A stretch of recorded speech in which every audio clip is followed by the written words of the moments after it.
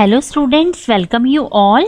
आज हम unit 4 session 9 के बारे में स्टडी करेंगे and the name of the session is maintain work place safety. अगर आप किसी वर्क प्लेस पे हैं तो आप सेफ्टी को किस तरह से मेंटेन रखते हैं, आज हम इसके बारे में स्टडी करेंगे। So, if you are at a site, then what are the various safety rules? Like safety helmet must be worn, eye protection must be worn, ear defenders in designated areas, wear gloves for manual handling tasks, high visibility clothing must be worn, safety boots must be worn. तो ये हमारे कुछ safety rules यहाँ बताए हैं कि अगर आप किसी साइट पे हैं तो आपको हेलमेट वॉर्न करना है, आईज के लिए आपको आई प्रोटेक्शन गोगल्स होते हैं उसका यूज़ करना है, ईयर डिफेंडर कुछ ऐसे एरियाज होते हैं जहाँ पर हमें ईयर डिफेंडर्स की रिक्वायरमेंट होती है, वहाँ पे ईयर डिफेंडर्स की सेफ्टी हमें लेके चलनी है, ग्लव्स वियर करने हैं, हाई विजिबिलिटी क्लोथिंग की हमारे को रिक्वायरमेंट है and safety boots must be worn. तो ये हमारे कुछ सेफ्टी रूल्स हैं for this site. No children and unauthorised person, जब भी हम साइट पे वर्क हो रहा होता है तो चिल्ड्रन या अनऑथराइज पर्सन वहाँ पर नहीं जाने देना चाहिए। All drivers and visitors must report to the site office. ये ड्राइवर्स जो हैं, विजिटर्स जो आ रहे हैं, वो सबसे पहले रिपोर्ट करेंगे साइट ऑफिस पर। So what are the basic safety rules to follow at workplace? अगर हम workplace की बात करें तो बेसिक कौन कौन से सेफ्टी रूल्स फॉलो होने चाहिए, like fire safety, falls and slips, electrical safety, use of first aid. तो ये हमारे कुछ सेफ्टी रूल्स हैं जो वर्क प्लेस पर फॉलो होने चाहिए कि अगर कुछ आग लग जाती है तो फायर सेफ्टी इक्विपमेंट वहाँ पर होने चाहिए। फॉल्स एंड स्लिप्स, अगर कोई पर्सन हो रहा है तो उसके रिगार्डिंग हमारे पास क्या प्रोटेक्शन है। इलेक्ट्रिकल सेफ्टी हमारे पास इक्विपमेंट होने चाहिए, फर्स्ट एड का यूज़ होना चाहिए। तो इस तरह के कुछ हमें रूल्स फॉलो करके चलने होते हैं at the work place. So यहाँ पर 10 rules for work place safety बताया गया है कि you are responsible for your own safety, आप अपनी सेफ्टी के लिए खुद रिस्पॉन्सिबल हैं, and for the safety of others, दूसरों की सेफ्टी के लिए भी और अपनी सेफ्टी के लिए भी आप खुद से रिस्पॉन्सिबल हैं। All accidents are preventable, accidents होने से बचाया जा सकता है अगर हम सेफ्टी रूल्स को फॉलो करेंगे। डू नॉट टेक शॉर्टकट्स नहीं लेने चाहिए, हमेशा रूल्स को फॉलो करते हुए हमें जाना चाहिए। If you are not train don't do it, अगर आप ट्रेन नहीं है किसी पर्टिकुलर मशीनरी इक्विपमेंट में तो उसको आप नहीं कीजिए। Use the right tools and equipment and use them in the right way, यानी कि राइट टूल्स और इक्विपमेंट का हमने यूज करना है एंड उनको हमें राइट वे में यूज करना है।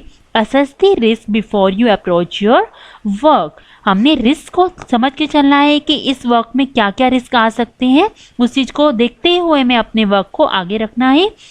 नेवर वियर लूज क्लोथ्स और स्लिपरी फुटवियर, फुटवियर हमारे स्लिपरी नहीं होने चाहिए और क्लोथ्स हमारे लूज नहीं होने चाहिए।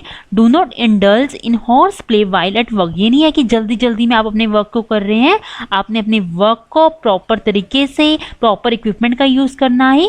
प्रैक्टिस गुड हाउस कीपिंग, हमने गुड हाउस कीपिंग जो इसकी प्रैक्टिस करनी है। ऑलवेज वियर पीपी, जो हमारी प्रॉपर ड्रेसअप होता है, पीपी किट होती है, उसको हमने वियर करना है।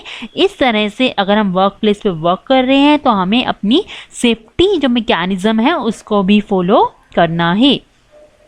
So what are the basic fire safety rules in an organization? किसी भी ऑर्गेनाइजेशन के अंदर फायर सेफ्टी रूल्स कौन कौन से हो सकते हैं, like fire escape plans must be installed eight proper levels, work place के अंदर जो फायर एस्केप प्लान्स होते हैं उसको प्रॉपरली इंस्टॉल्ड करना होता है एक प्रॉपर लेवल्स पर। कंडक्ट रेगुलर ड्रिल्स, यानी कि रेगुलर प्रैक्टिस करते रहने हैं इसके रिगार्डिंग कि अगर फायर लग जाती है, आग लग जाती है तो किस किस तरह के अग्निशमन जो हमारे यंत्र होते हैं या किस किस तरह के हमारे मैकेनिज्म्स होते हैं उसको हमें प्रैक्टिस रखनी है और फायर एस्केप प्लान्स को इंस्टॉल करना है प्रॉपर लेवल्स पर। Maintenance of safety equipment must be taken care of regularly, यानी कि हमने जो हमारे सेफ्टी इक्विपमेंट है उसकी मेंटेनेंस को भी प्रॉपर तरीके से रेगुलरली चेकअप करना है। सो फायर प्रिवेंशन के लिए जैसे फ्लेमेबल्स जो ज्वलनशील हमारे कुछ इक्विपमेंट है, तो उसके लिए हमें प्रॉपर अप्रूव्ड कंटेनर्स का यूज़ करना है ताकि जो स्पार्किंग ना हो। कई बार क्या होता है कि कुछ स्पार्किंग हो जाती है, तो उस चीज़ के लिए हमने प्रॉपर अप्रूव्ड जो कंटेनर्स होते हैं उसको डिज़ाइन करना है।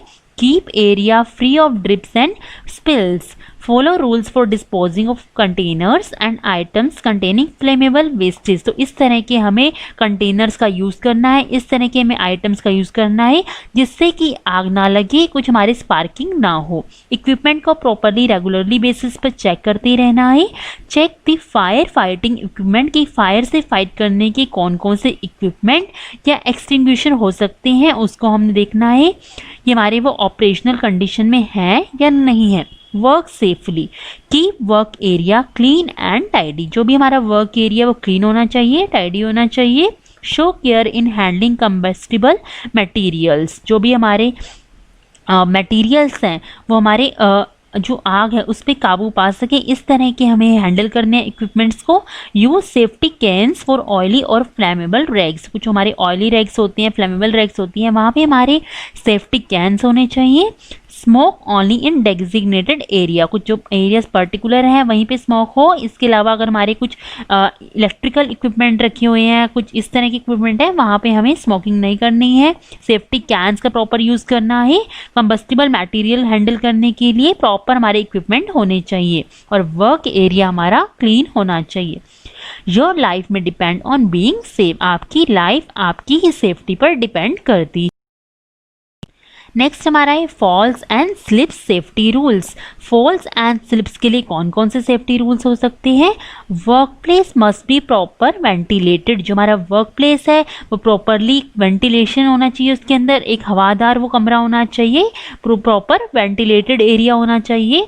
Floors must be clean and dry, floors हमारे क्लीन रहने चाहिए, ड्राई होने चाहिए ताकि कोई इस पर स्लिप ना हो जाए। Oil spills dust must be immediately clean, अगर कहीं पे ऑयल गिरा हुआ है, डस्ट है, तो वो इमीडिएटली क्लीन होनी चाहिए। Smoke alarms must be placed at proper intervals, अगर कोई पर्सन स्मोक करे तो वहाँ स्मोक अलार्म्स प्लेस होने चाहिए ताकि वो हमारे प्रॉपर उस चीज़ के बारे में एक इंफॉर्मेशन मिलती रहे कि कहाँ पर क्या चीज़ हो रही है। Keep work place a non smoking zone, तो अपने वर्क प्लेस को एक नो स्मोकिंग जोन बनाना है अपने, कि वहाँ पे कोई स्मोकिंग ना हो, जिससे किसी भी तरह की कोई प्रॉब्लम ना हो और हमारी सेफ्टी बनी रहे। और ऑयल डस्ट जहाँ पर भी है उसे प्रॉपरली क्लीन करना है। फ्लोर हमारे क्लीन होने चाहिए। वर्क प्लेस हमारा प्रॉपर वेंटिलेटेड होना चाहिए। तो इस तरह की कोई प्रॉब्लम ना आए कि कोई स्लिप कर रहा है, कोई फॉल हो रहा है, तो इस तरह के लिए हमें अपने फ्लोर को पूरा क्लीन रखना है। ऑयल अगर कहीं पे गिरा हुआ है तो उसको प्रॉपरली क्लीन करना है।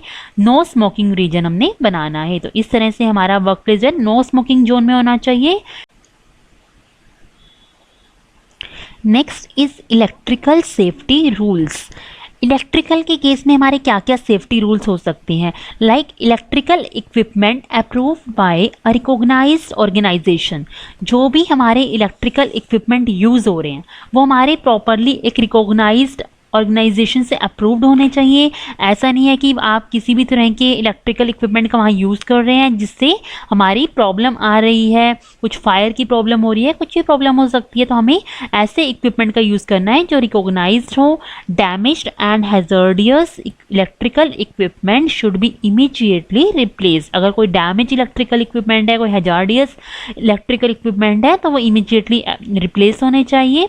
All old and worn out and frayed switches and wire should be change, अगर कोई स्विच आपके टूटे हुए हैं या कुछ तारें इसमें से निकल रही हैं या कोई ओल्ड है तो उसको आपको टाइम टू टाइम चेंज कराना चाहिए। Heat emanating equipment should be kept away from the electrical equipment, यानी कि जो हमारी जिससे हीट निकलती है उन इक्विपमेंट के बजाय हमें इलेक्ट्रिकल इक्विपमेंट जो प्रॉपरली कवर होते हैं उनका हमने यूज़ करना है। Take care that the outlets और circuits should not be overloaded, जो हमारे आउटलेट्स हैं, सर्किट्स हैं, वो ओवरलोडेड ना हो रखे हों, इसके बारे में हमने प्रॉपर देखना है इसको, और इसको चेंज टाइम टू टाइम करवाते रहना है, चेक कराते रहना है ताकि कोई भी इलेक्ट्रिकल से रिलेटेड प्रॉब्लम जो है वर्क प्लेस पे ना आए। So just say no to electrical hazards before you turn it on. Make sure you say no to the following: are outlets, motor और circuits overloaded? कहीं ऐसा ना हो कि आपकी motors या circuits या outlets overloaded ना हो. are cords running near heat और water resources?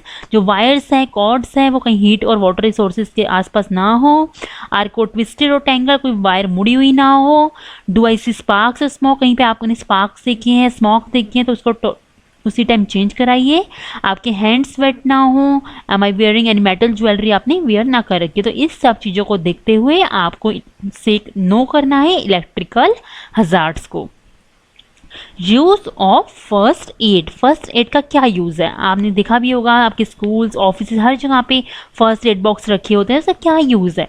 First aid is the immediate assistance provided to the injured to save life and minimize health loss till the proper medical aid facility is provided. यानी कि अगर कोई injured हो जाता है तो उसकी लाइफ को बचाने के लिए, ताकि जो हेल्थ में लॉस हो वो कम हो, उसके लिए एक प्रॉपर मेडिकल एड प्रोवाइड करना, इमीडिएटली एक असिस्टेंस प्रोवाइड करना एक इंजर्ड पर्सन को, उसे हम फर्स्ट एड बोलते हैं. यानी कि first aid is the immediate assistance provided to the injured to save life and minimise health loss till the proper medical aid facilities provided. ताकि जब तक एक प्रॉपर मेडिकल एड या फैसिलिटी प्रोवाइड नहीं हो जाती, उस केस में तब तक हमें एक इंजर्ड पर्सन को एक इमीडिएट जो असिस्टेंस देना होता है ताकि इसकी लाइफ सेव रहे, मिनिमम हेल्थ लॉस हो, तो हम फर्स्ट एड बॉक्स का यूज़ करते हैं.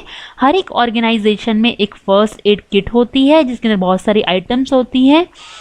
Make sure to check for the expiry of medical related items. आपने देखना है कि कोई भी जो मेडिसिन इसमें है, कोई पट्टी है, कुछ भी इस तरह की हमारी जो डिटोल है, इसकी कोई मेडिकल एक्सपायरी ना हो, डेट्स हमने प्रॉपरली चेक करनी है.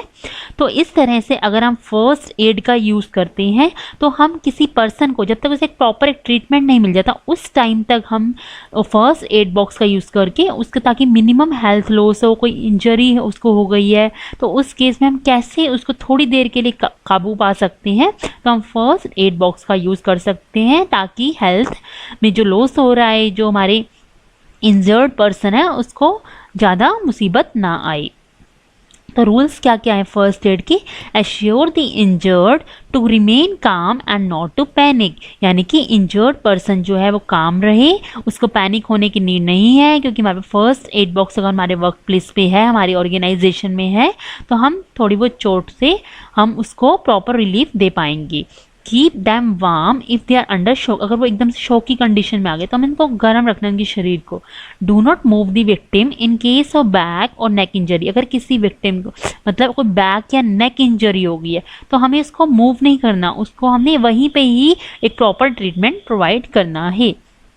तो फर्स्ट एड गोल्डन रूल्स में बताया गया कि आप काम रहिए, कंपोज रहिए, पैनिक होने की नीड नहीं है. आपकी खुद की सेफ्टी सबसे इम्पॉर्टेंट है. आप अपने पास खुद से भी रखिए first aid kit, emergency response system, comfort of the injured person, stopping any bleeding. आप इन चीज़ों को रोक सकते हैं अगर हम फर्स्ट एड बॉक्स का यूज़ कर रहे हैं. तो immobilizing a person with neck, head और back pain, immobilizing a person with neck, head और back pain, keeping a first aid kit. अगर आप फर्स्ट एड किट को रख रहे हैं अपने साथ, तो आपकी खुद की सेफ्टी जो आपके लिए सबसे इंपॉर्टेंट है, उसको आप सेफ्टी मेंटेन कर सकते हैं. कोई ब्लीडिंग ना हो, कोई इंजर्ड पर्सन को कंफर्ट मिले, कोई काम रहे, तो इस तरह के आप केस में फर्स्ट एड किट का यूज़ कर सकते हैं. Thank you class. If you have any problem, then you just write your comment in the comment section. Okay class.